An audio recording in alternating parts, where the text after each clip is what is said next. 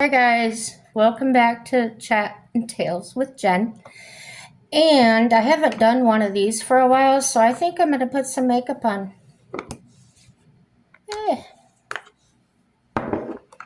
I've been watching my last few videos, and boy, the puffiness is pretty bad. But there's nothing I can really do about it. Same with the darkness around my eyes.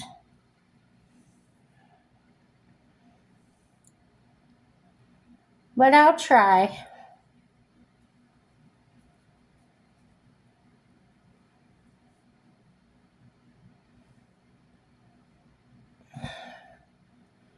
It's a great day to be alive. Oh,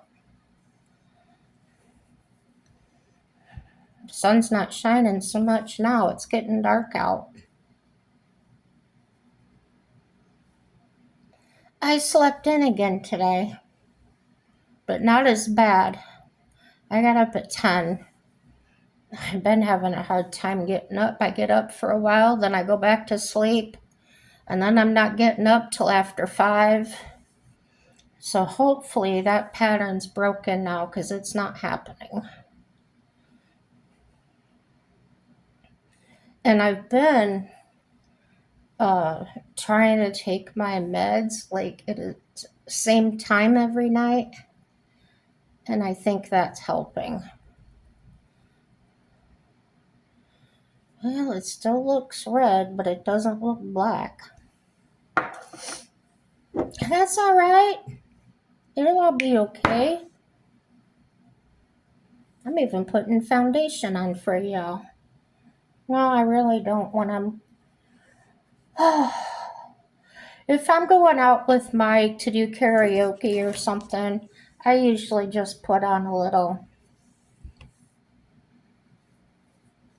eye eye makeup, little eyeshadow, whatever. I have allergies, and I'll use Zyrtec for a little while, and then I change over to like Claritin or something for a little while. I just don't want to be taking stuff so long it doesn't work anymore. And I don't take it every single day. I just, certain times of the year, like it's fall now, so getting some fall allergies. In the springtime, it's usually the pollen and that. I'm also what they call allergic to the sun.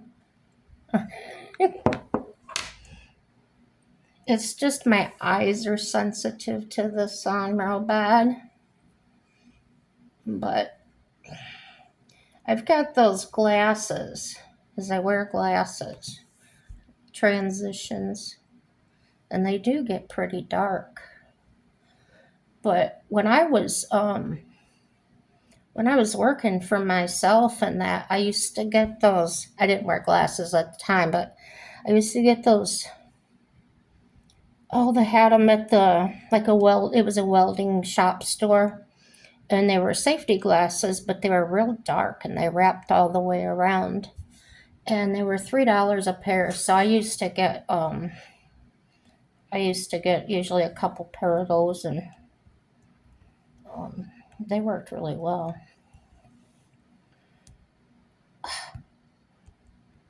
But when I was locksmithing, um, they were kind of inconvenient, especially if I had to work on something outside because they were dark and kind of inhibited me a little bit on some things. So now the transitions are ideal. Okay. I haven't used this much, but I think I told you guys before. It works really well. I have really thin, short eyelashes, but look at the brushes on that. It just picks them up so good. Um, I don't know what color I want to wear. on my eyes. Probably a light color. This is the ones I've got. This one or this one? I'll go with the lightest one. I'll go with this one today. You guys ever go to karaoke, or what'd you do for fun? I'm not a drinker, but I'm really not supposed to have it with my meds anyway. So what I'll do once in a while, like maybe once a month when we go, I might have a 7-7.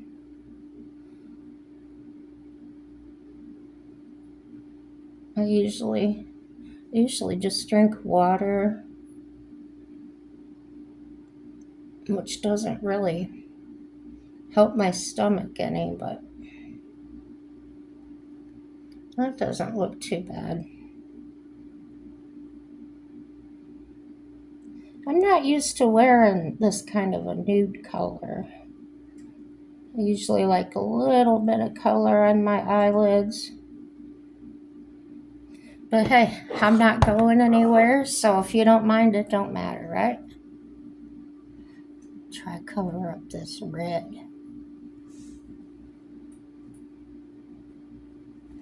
Well, that doesn't want to cover there, so what I'm going to do is I've got some of this in the white. There it is. It must have broke off. That's all right. I just use a little brush. I'll get it out of there. And then I'll just like dab it on there.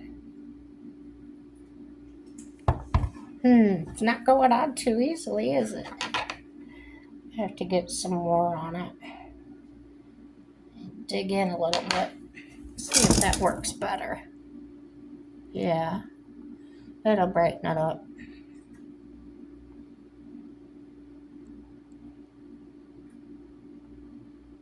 I don't know what happened to that pencil. There was plenty in there, but it looks like it got broke off somehow.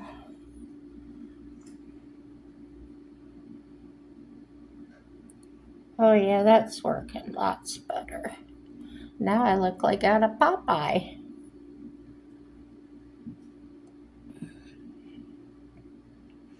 That's okay. I'll just use this little brush and feather it. It's hard to do this looking in the phone. So I'm going to look away from y'all and take care of business.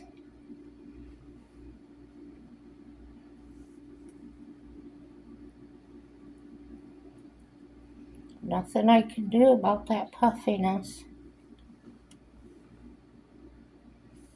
I met this guy when I lived in Indiana. And I don't know why, or how it started, but we ended up standing and talking. You know how if you ever go into a store, you just run into somebody and they start talking? Well, if you don't know, you don't know. Well, anyway, he starts talking about inflammation and how, that affects the body so much and causes more pain. And that a lot of people don't understand that if you got a lot of inflammation, that might be causing a lot of your problems. Well, anyway, the reason I'm talking about it is the man couldn't say inflammation. He kept saying inflammation. I didn't correct him, but every time he said it, I felt like I wanted to giggle. But I didn't want him to think I wasn't listening to him seriously, so I didn't say anything.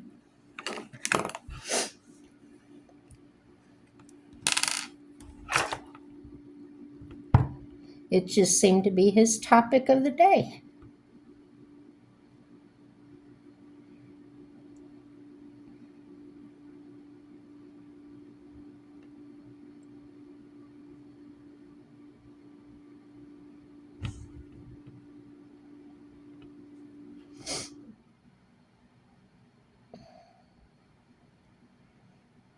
don't know, guys.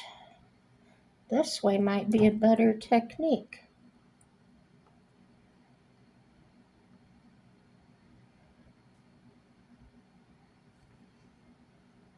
Hmm, I don't know. Makeup artist, I am not.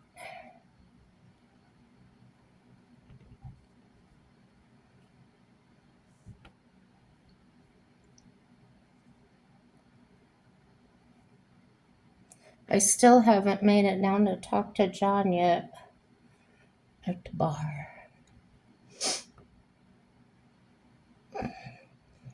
But if you've been watching, you know my mental health hasn't been too good lately. I really don't want to go try and talk to somebody like that. So if you don't know, he's native. And also, if you don't know, I live right next to the native reservation. I don't want to give you too much information about that because John explains it like really well. And he also explains the prejudice that natives have against us white people. Um, Not all of them do. I know that the ones that live here in my building, I haven't had any trouble with them at all. But I have been, they've opened up their powwows to where other people, like we all can, it's just open. And I have been to those and they are so fun. But there's always a but. There are some natives that when I was walking by them, they'd say the F word, effing white people. So it didn't hurt my feelings. It was like I just had a knowing or an understanding of what they meant. And it wasn't me that put them through that. And wasn't my parents or my grandparents. So, but that information, about, oh, this is why we hate white people and that was passed on to them.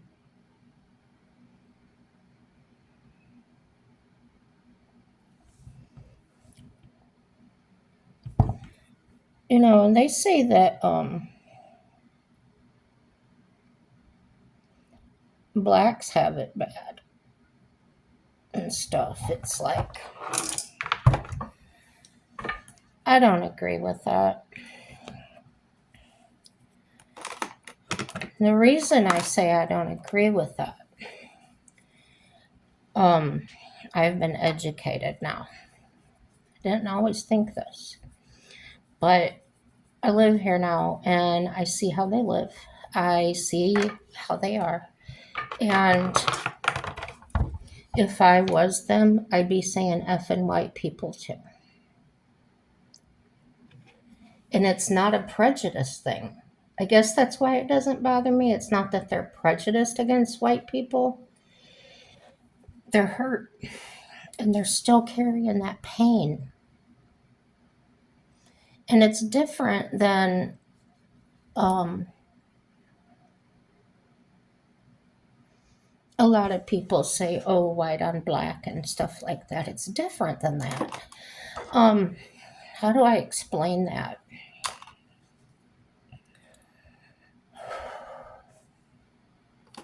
Black people in general, to me, have the same opportunities and everything, regardless of what some say. But that's also been programmed into them. And it's refreshing to see on different platforms how black people feel too, and how they're actually kind of condemning some people in their race for thinking that way because I don't know if they're more educated, they've got more common sense. But I've been more discriminated against by black people than natives or anybody else. And where I grew up, we didn't have a lot of black people. It was a farming community. Um, Everybody in my school was white. Um,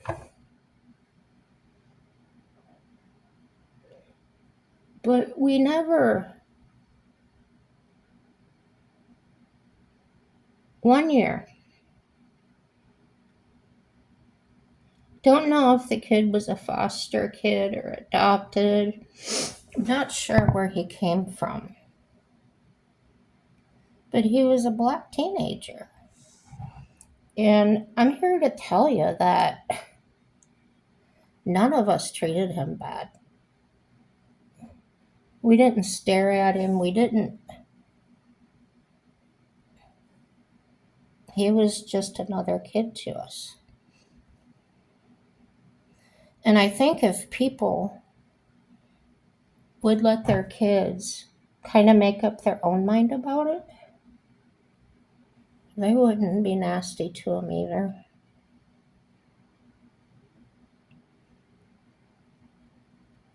So, not having much exposure, when I went to the town over, there was a lot of blacks there. And not the good kind. They were rough. And the first time I actually had exposure to them was not good. I became fearful. The way they yelled at us, the way they talked to us was very disrespectful, and it just wasn't good. Even in their own high schools, in that there was violence, beating each other up, and being raised the way I was, I guess I couldn't relate to that. It was like foreign to me. Yeah. Well, my dad had friends, and all I knew about him was he was a Indiana State Police officer. And he said, "Get your horses up. We're going to have some people over to ride." I was like, okay. So went, got the horses up, and it happened to be a black family. So wasn't surprised. I did. It just, I never knew prejudiced. I didn't. And talking to my fellow Gen Xers, they're the same way. They're like, where is this coming from? We had heard prejudiced, but to us, it was like way back in the past. It wasn't something that was currently going on. And to hear people talk now about white privilege and things, we're all looking at each other going, what? Where's my privilege? Where's my, we all have the same opportunities. And I don't see how being white ever affected my job or getting a job or anything like that. It still baffles me, guys. This is my look of confusion. So I worked at a gas station convenience store one time, and I met this lady. She was a white lady, a couple years older than me. Well, anyway, we decided to become friends, and we decided to do things together. So one day I picked her up. She didn't have a car, and we decided to go to a shopping mall in that town over that I told you was people there were kind of rough. So she has me on the way there. She has me stop at a house in a really rundown area, and she gets back in the car. We go to the mall. We head to the restroom, and when I get done and come out, she's gone. There's like no sign of her, and like getting security, she was just gone. She wasn't in that mall anywhere, and I didn't see her. And she quit her job, so I didn't see her for years. And one day I just happened to run into her, and she told me what happened. The house we stopped at, she bought drugs, and in the bathroom, she did the drugs, and then she left because she didn't want me to see her that way. Frustration. And so she invited me over. So I went over, and her husband came over, and I guess he wasn't supposed to, something through the court or something. And he was full blooded Apache Indian. And he was a drug addict too. I could tell kind of by looking at him.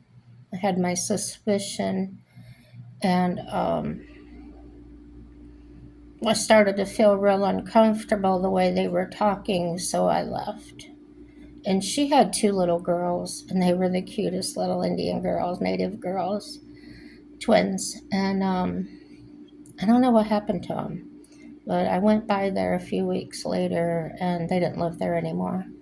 So I'm not sure. Um, I was under the impression that they didn't live there together, and he wasn't supposed to come around her for some reason. Um, I don't know. None of my business. Just thought I'd share that with you. This is actually, let me see, it's an eyebrow pencil, but it's kind of pinkish, so I use it for lip liner.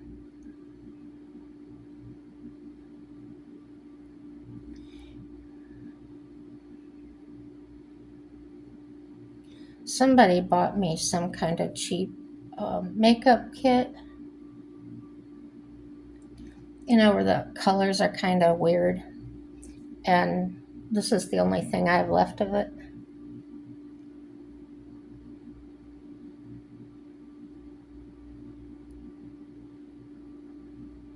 So that's what I do with it. My mouth is getting so crooked. So I told you one day I'd talk about why I have trouble swallowing and why my face is crooked and things. And I'm in a really up mood, so I'll talk about it a little bit. My first husband, 1990 and 91, he was sent to Desert Storm in Iraq and that. And when he came back, he was different. What I mean by different is he became abusive. Um, my one friend from school, she was also married to a guy in his unit. So we hung out quite a bit while the guys were gone. And when her husband came back, he was the same way. Why they got this way, we don't know. He was in supply company, and he refueled helicopters and stuff. Her husband was in the same unit, but he was further away because they were mechanics. So why they got that way, I don't know. Maybe it was stress. They could probably see things, being fired and things from way off. I don't know. Well, anyway, when he became abusive, he kicked me down a flight of stairs one time. He grabbed my throat, held me up against the wall, trying to choke me out. I actually had to have throat surgery, and I think that's when it became weak. Um, Yeah. So it wasn't constant. It was just several different times. I don't know, maybe 5 times. And 3 years after he came back, we moved back to Indiana because we were in Fort Campbell, Kentucky when he snapped. And moved back to Indiana. He ETS'd out and I did well. He got a job right away. And he had choked me down in Tennessee where we were living. And he seemed all right after that. When we got up here, got up to Indiana rather. He got a job right away, and things were going well. And I had, while he was still gone, but before he was getting out, but before he came back, I was working 3 jobs because I wanted to stay busy and I wanted to have as much money as I could for us to get our own place. I was temporarily staying at my mom and dad's, and I really wasn't welcome there. So anyway, we got a really nice townhouse to stay in. He was working, I was working. I was able to quit the 2 other jobs and just work at the gas station. And I was a night shift assistant manager. So I had to work. Sometimes I had to stay over to do the books. I do the paperwork afterwards if the shift was busy, didn't have time to get to it. And I just came home about 15 minutes late. Um, he seemed all right with it. Well, then my car broke down. So it was in the shop getting fixed. He had dropped me off at work. And the next morning, instead of calling him, my mechanic had come by the gas station on his motorcycle and was telling me about the car. And he goes, "Well, I'll give you a ride home." So I went, he gave me a ride home. Well, my husband was up by then, and when he seen my mechanic, and I was on the back of his motorcycle, and he knew who the mechanic was. I mean, he knew. That's why it was really shocking that he did this. Um, I came home and he goes, "So how was your night?" Like, kind of shitty. And I said, "Oh, I'm tired. It was a long night, whatever." And he follows me upstairs. And there was like the major stairs, then there was a little landing, and then you turn up. There was like 3 steps there to the bedroom and that. So I stopped on the landing because he was following me, and I said, "What's up?" And he went to grab me, and I kind of ducked and got out of the way. And he took his foot and planted it in the small of my back and kicked me down the stairs. So I left for a while. Uh, and then he asked me to come back and that. And he said he was going to get some help, which he did. And we got along fine. We got into another place. Well, then he lost his job because he was working under contract, and they actually kept him a year longer than his contract, which was kind of cool. But I don't know if it was pressure from losing his job. But I came home from work one day. Now, at that time, I was working at a nursing home when this happened. I was also working midnights there. When I came home, everything in the apartment was packed up. And the thing that seemed odd to me is, why didn't we talk about this? Why do I come home and just suddenly we're moving out? And I also noticed that the boxes were all labeled his stuff and my stuff. Everything was separate. So I said, my gosh, I just want to lay down and go to sleep. He goes, well, go on out to my parents' house and do that. And I said, well, why are we moving out? He said, because we can't afford this place. You know, I lost my job and I don't see how we can stay here. Well, the landlord come over and because he had called him and told him we were moving out, and the landlord come over and he goes, can I help you with anything or whatever? He goes, I really wish you guys would stay. And I said, we really can't keep up the rent. And he says, that's fine. He goes, um, stay as long as you want to. He says, I'm not worried about it. I just like you guys being here. It's not sitting empty. He had a boiler for the building, and we were bleeding the radiators. We were, taking care of that stuff for him. So he wanted us there. And my husband says, nope, we're not doing that. So I went to his mom's house and I got to sleep a little bit, and the mattress where I was sleeping was on the floor. And I felt like I just went to sleep.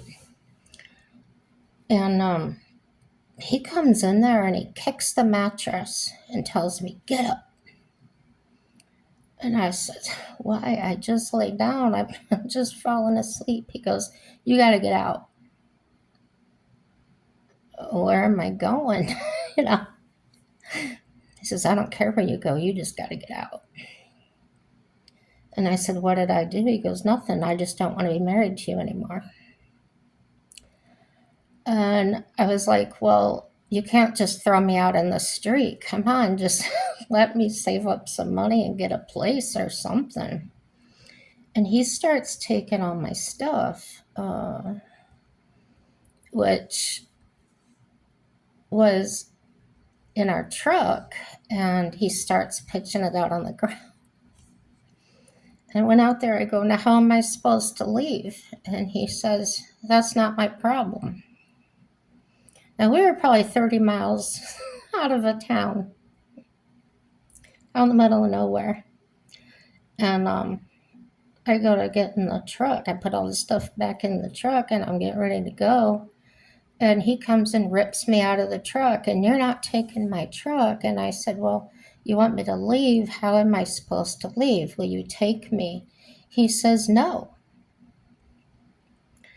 So after a bit, I did get to take the truck and went by my mom and her husband's house to talk. And while I was there, I went to work that night, and the next morning I got in the house.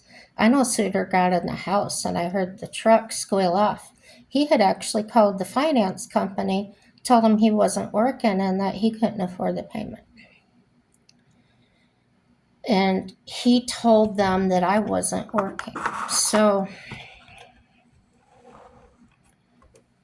it turned out 30 days after our divorce was finalized, he got remarried.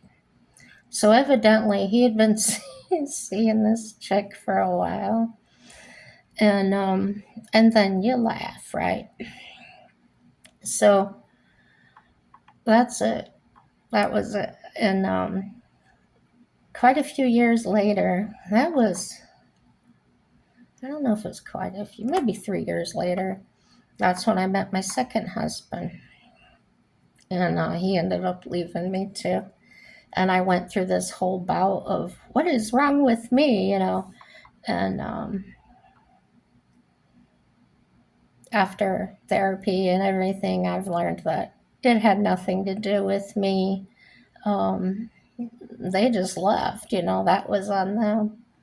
So if that ever happens to you, remember, everything's going to work out for your good. It did for me. And but it was hard. It was hard going through it. I'm not going to let on or mislead you that it wasn't hard, difficult. I had difficult times. I had financial problems, just all kinds of stuff. And yeah, I look back on it now and I think,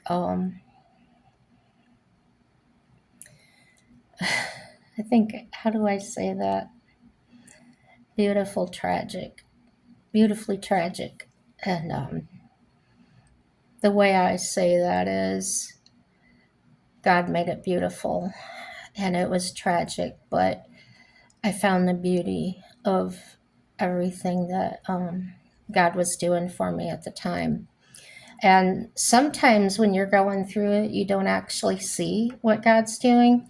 But if you stay open and you reflect and you think about, man, how did I get through that? There's no way, there's no logical reason I would have survived that, whether it was a car accident or anything. Ain't that odd? That's God. So I did my makeup. Aren't I beautiful? Maybe, I don't know. Maybe I'll do my hair next time. I don't know. I'm not happy with it. The purple's coming out of it, and I'm okay with that. But it's coming in all gray. I don't know if you can see that. So I wanted to go. I told my husband I want to go all silver or white or whatever, and he says no, no, no, no. And I said, well, that would make you feel old if I did that. And he's 4 years younger than I am. And I said, well, you're married to an older woman, don't you want everybody to say it? And he goes, no, it's cute. But anyway, the relationship with my current husband is absolutely beautiful, and it made all that tragic stuff worth it, worth going through. And everything's gonna work out for your good. And just remember, God never leaves us. That's a fact. Have a happy day. Bye bye.